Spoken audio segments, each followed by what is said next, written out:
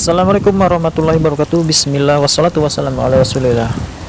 Oke sobat, para pinjol-pinjol, korban pinjol, pelaku pinjol, dan saat ini masih stres, pusing mikirin hutang-hutang pinjolnya. Oke lah, kita senasib sepenanggungan ya. Oke, jangan terlalu dipikirkan. Kalau memang tidak mampu, sobat-sobat boleh galbay. Tidak apa-apa galbay itu. Hukum utang itu ada perdata, tidak ada pidana. Menurut undang-undang hukum di Indonesia ini. Jadi kalau sobat-sobat memang tidak mampu bayar pinjol, tidak usah dibayar. Karena itu hak jadi sobat-sobat semua. Untuk apa dibayar sobat-sobat? Kalau sobat-sobat sendiri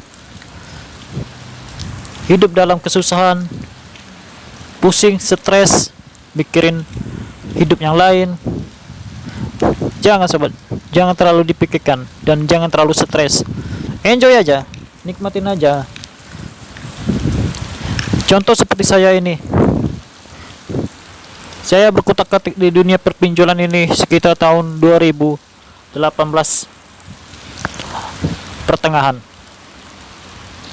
Memang pertama saya masih awam di dunia perpinjolan itu di 2018 itu. Saya seperti teman-teman sobat-sobat semua yang saya dengar-dengar di berita-berita ini maupun di YouTubers yang lainnya, diancam, difitnah, disebarluaskan. Seperti itulah sobat, kondisi saya seperti itu waktu tahun 2018 dulu. Tapi saya memang pertama saya takut sih, diancam, disebarluaskan data-data kita, difitnah sama keluarga, sama teman, kan kita jadi malu. Tapi udahlah, kita yang berbuat kita harus bertanggung jawab. Kalau kita tidak bersikap bermental kayak gitu, jadi kita maunya enak sendiri dong. Kita mau cari aman kan, tapi kita melakukan, ibarat itu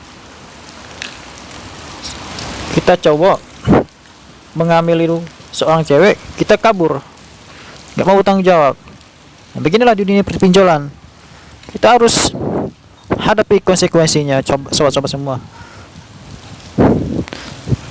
Makanya kalau kita tidak sanggup untuk membayar, ya gabain aja, nggak apa-apa, nggak masalah. Nanti kalau sobat-sobat udah kaya, udah banyak uang, baru sobat bayar. Dengan catatan bayar kewajibannya aja, jangan bayar bunga-bunga seabrek-abreknya itu. Cerita saya di pinjol ini sekitar tahun 2018 pertengahan, sekitar bulan 7 atau bulan 6. Kalau dihitung-hitung aplikasi pinjol saya itu hampir sekitar 10 pinjol. Dan saat itu saya bayarnya lancar, seabrek-abreknya sama bunga-bunga saya bayar. Tapi ketika COVID virus melanda dunia ini, saya seperti down, seperti tidak lagi sanggup untuk membayar, sehingga saya pun menjadi galbay. Sehingga setelah galbay itu saya ditelepon satu hari itu bisa 10 DC menelpon dengan segala ancaman-ancaman bullshit mereka, yang sok-sokan mereka itu.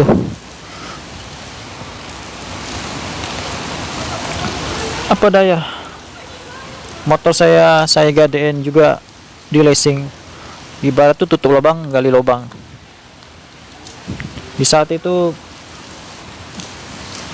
jadi double pembayaran saya, bayar pinjol, bayar leasing motor. Akibatnya apa teman-teman? Akibatnya Saya tidak sanggup lagi. Saya hampir stres. Pinjol saya bayar berlipat-lipat, tidak sanggup lagi. Akhirnya motor pun tidak sanggup dibayar. Akhirnya DC lapangan leasing tersebut datang ke rumah saya, dan motor saya pun ditarik. Apa boleh, apa daya, kita yang melakukan, kita yang bertanggung jawab. Sehingga saya pun bingung dan stres, kerja pakai apa lagi. Akhirnya saya teringat apa kata orang tua, setiap ada masalah jangan lupa sholat. Akhirnya saya sholat, minta petunjuk kepada Tuhan Yang Maha Esa. Akhirnya alhamdulillah, kebetulan tetangga sebelah rumah saya ada satu motor dia yang jarang dipakai. Motornya motor jadul sih, tapi mesinnya masih bagus. Akhirnya saya coba-coba untuk meminjam dan menyewa lah, ibarat tuh. Saya bayar 300 waktu itu. Akhirnya alhamdulillah saya bisa bekerja dengan motor yang saya sewa tersebut kepada tetangga saya itu. Akhirnya mulai saat itulah saya berpikir, kok perasaan makin dibayar nih pinjol makin susah, makin enggak keluar kita dari hutang piutang ini. Ibarat itu gali lubang tutup lubang, tidak pernah selesai masalah pinjol hutang piutang ini. Akhirnya tepat COVID lah, waktu COVID melanda dunia ini 2019 hingga 2022 nggak salah ya, saya galbay tidak sanggup lagi untuk tutup lubang gali lubang. Akhirnya singkat cerita, hingga detik ini masih ada sekitar 6 aplikasi kalau nggak salah saya belum bayar alias galbay. Akhirnya saya memutuskan untuk fokus membayar leasing motor saya sampai lunas, dan sekarang alhamdulillah motor saya lunas. Ya nantilah, tunggu saya udah banyak uang atau udah kaya baru saya mau melunasi hutang-hutang pinjol ini dengan syarat tanpa bunga. Kalau tidak mau ya udah, bukan salah saya. Karena kalau dihitung-hitung bunganya itu mungkin melebihi dari pinjamannya sobat-sobat. Jadi itu sobat-sobat cerita saya tentang pengalaman saya main berkecimpung di dunia hitam, di dunia setan, di dunia iblis, laknatullah ini, pinjol-pinjol ini.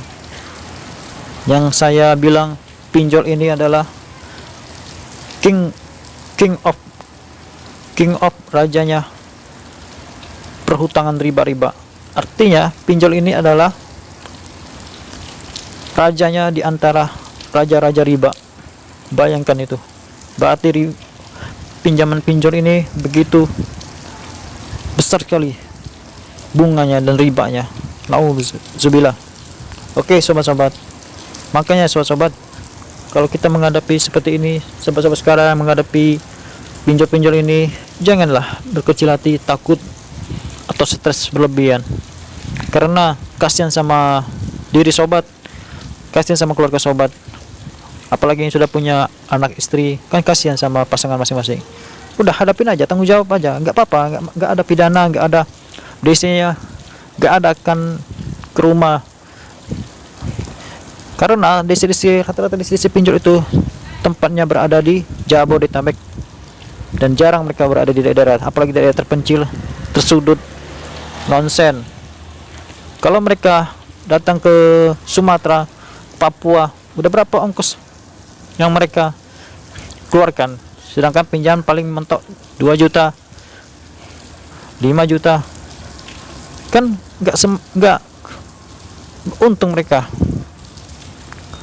Kalau cuma menagih uang tiket udah pulang pergi 2 juta, baru lagi ditagih, nggak dipastikan dapat apa enggak.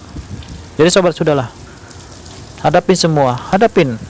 Mau DC-nya nepon keluarga kita, kantor kita, hadapin dan bicarakan dengan sejujur-jujurnya, atau bohong demi kebaikan.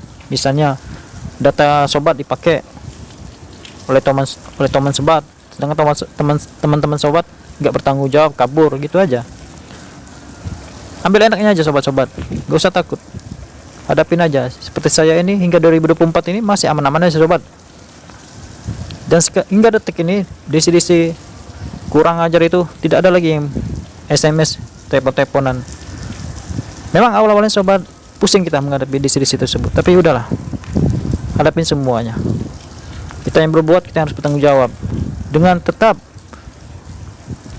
Bagi yang beragama muslim, jangan lupa sholat, karena sholat itu adalah pertolongan kita terakhir.